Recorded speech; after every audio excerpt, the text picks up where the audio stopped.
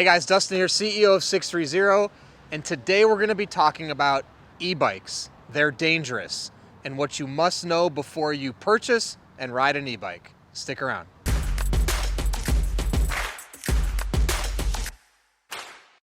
Okay, so today we're going to talk about e-bikes and how they are dangerous and what you must know before purchasing or riding an e-bike. But before we jump into it, please hit that subscribe button below. Stay in touch with us here at 630 and be the first to know about all the new content we're putting out and new products, so hit subscribe. Okay, so why, you ask? I am CEO of an electric bike company. Am I saying e-bikes are dangerous? Because I'm hearing too often right now about e-bike accidents, and unfortunately, people are being killed and experiencing serious injuries when riding e-bikes.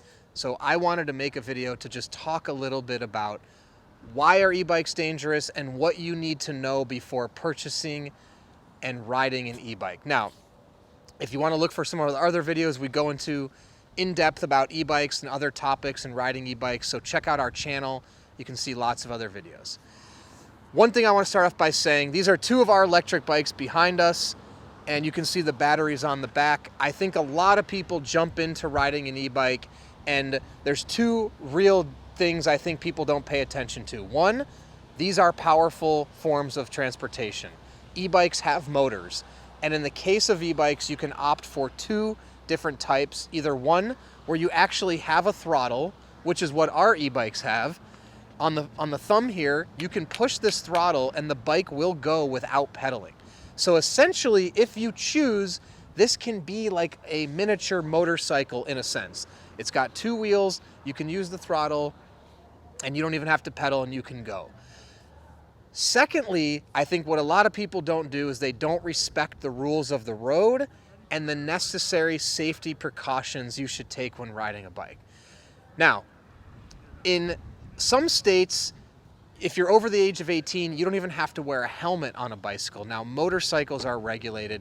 It's possible in the near future there's going to be more regulations around e-bikes, wearing helmets, things of that nature. But number one, if you're gonna ride an e-bike, please wear a helmet.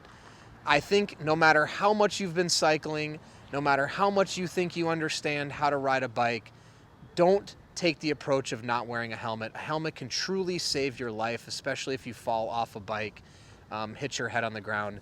I've just heard about some instances of younger children under the age of 15 on e-bikes falling off and hitting their heads, and some unfortunately passing away. So if you also have younger children, that is another exploding segment of people riding e-bikes, is really under the age of 18. Absolutely, without a doubt, they have to wear a helmet, or don't let them ride that e-bike at all.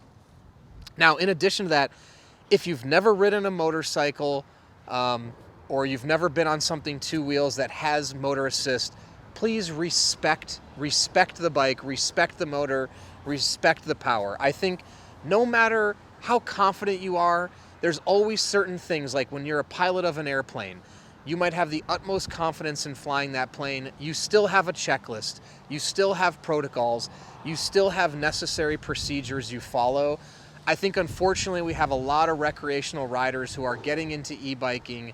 They don't find it necessary to go through the checklist, to make sure they're following the rules of the road, to check their e-bike prior to riding to ensure that they will be riding safely. So, number one, please have a checklist. I'll run through a few things for you right now.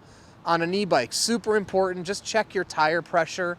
Make sure your tire pressure is good. Again, you're gonna be traveling at faster speeds on an e-bike than you would on a regular bike.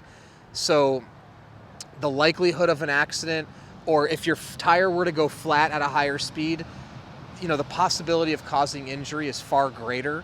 Now again, if you've been a road cyclist and you've been riding at 30, 40, 50 miles an hour, that rider set, I think, understands the necessary safety precautions because they've been riding at high speeds already.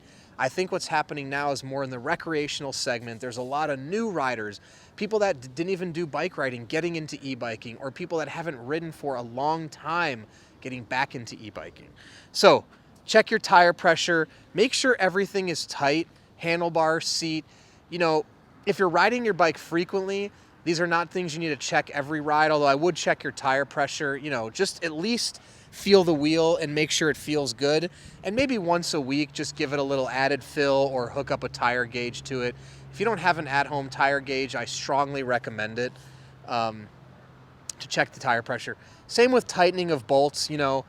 I wouldn't necessarily say you have to do it daily, but weekly, I would just put a tool in here, make sure your handlebars are tight, make sure your seat's tight, just make sure everything's in order. Pedals are tight, make sure your wheel is on, things of that nature. The other thing then I will say is the rules of the road.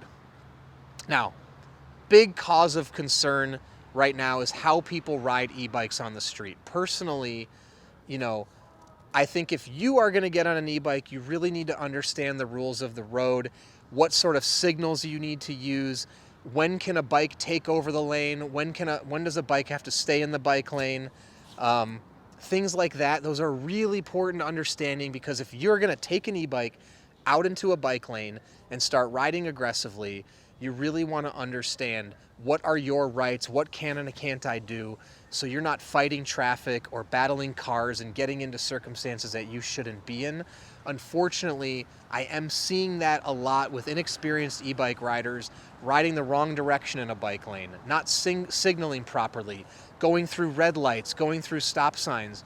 Things that I think some riders took for granted on a regular bike. On an e-bike, you really can't do those things because you're traveling a lot faster. People can't see you. You may think they see you, but they probably don't. It's just like with motorcyclists. Motorcyclists actually have to be the most aware riders on the road. I personally have my motorcycle license. I've taken a training course before I got my license on how to ride a motorcycle, and I still feel scared taking a motorcycle on freeways in California, not because of me, but because I can't possibly see everything that's going on. An e-bike is going to put a lot of people into similar situations of motorcycles. So you just have to know, you have to be the most aware person on the road. One thing I would recommend is some mirrors on your e-bike so you can see behind you. The other thing I'm seeing now is cameras that you can mount in the rear so you can see what's going on behind you. Also, reflective wear is a great thing to wear. If you're riding at night on the street, obviously lights are a great idea. Anything you can do to make yourself as visible as possible, possibly even a flag coming off the back, although aesthetically that's not going to look that great. It's going to create visibility for you so people can see you. Also, very important, obey the traffic laws. If there's a stop sign, stop. If you're turning left, check for traffic and forward and behind. Stop at stoplights. You can't just go through a red light because you're on an e-bike. You have to stop. There's going to be a car coming that they don't see you, and just because you're on a bike doesn't mean that you can break the law. If you're traveling in a car lane or a bike lane, you have to follow the rules of the road just like a car would. So, the other thing I will say, what creates danger in this is not respecting the power. These motors can take you up to 20 miles an hour. For some riders, again, 20 miles an hour may not be fast. They go faster on a road bike. However, going at 20 miles an hour, if you fall off, that can kill you. I'm telling you, at 20 miles an hour, for me, that feels fast in certain circumstances. Work your way up to those speeds and be responsible about when you go that fast. In a crowded space or through neighborhoods, remember, cars may have speed limits of 5, 10, 15 miles an hour. So you have to get used to using this power and using it responsibly. So practice in a parking lot just like this. Get the feel for how the pedal assist kicks in. What's that thrust going to feel like? Also, maybe don't use the pedal assist or the throttle in certain circumstances if that's more safe. That's just a great way to get accustomed to the bike. You don't always have to use the motor. You can ride this as a regular bike. But I think it's very, very, very important to just remember that e-bikes are dangerous. They can kill people. You can get injured.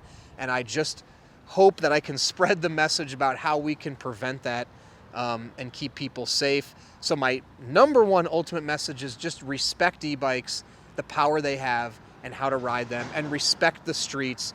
And if you have a son or daughter who's got an e-bike or a teenager, take the time to teach them about the rules of the road, how you can't go through red lights. A lot of people getting on bikes, e-bikes right now, have never driven a car in their entire life. They haven't even taken a driving course.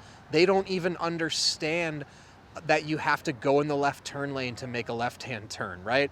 Or they don't understand on a stoplight you can't cross diagonally. You have to go with the flow of traffic. Little things that can make all the difference if a car doesn't see you and somebody gets hit. So it's just important to understand where you're going, how you're going, what you're doing, and then you also understand the bike lanes. Like in California, you have to go with traffic in the bike lane. There's times when bikes can take over the road if you can't share the lane safely. But again, all the things that you should learn about and know about, and just make sure you practice on your e-bike before getting out there on the streets. So I hope that helps. These are all things I think you should know before purchasing or riding an e-bike. If you have any questions or suggestions about what else people should do to stay safe on e-bikes, please comment below. Also, any other questions, email us, the team at sixthreezero.com. Call us, 310-982-2877. And if you're interested in an e-bike, please do navigate over to our website, sixthreezero.com. Safety first with a lot of our designs. We are thinking about how to make our e-bikes as safe as possible, from the riding position to the step through, the ease of the on and off, also motor sizes, things like that. We want to make sure we're making e-bikes that are safe for all types of riders. You can also take our proprietary body fit quiz on our website, and we'll recommend the perfect e-bike for your body and your life. And we also have a test ride your e-bike policy for 30 days. No questions asked within 30 days. If you don't love the e-bike, send it back. No questions asked, no money out of your pocket. In addition, be a part of our community. We have a Facebook peddlers group and an app. You can be a part of those, join in advance of purchasing. You can talk to other riders, ask about their experience, see how they ride, what they do to be safe when riding. You can also see on the app how many miles people are logging with what type of bikes, and be a part of the community. And once you have your bike, track your rides on the app and compete for the leaderboard prizes we give away. All right, so thank you for sticking around, and don't forget, it's your journey, your experience. Enjoy the ride.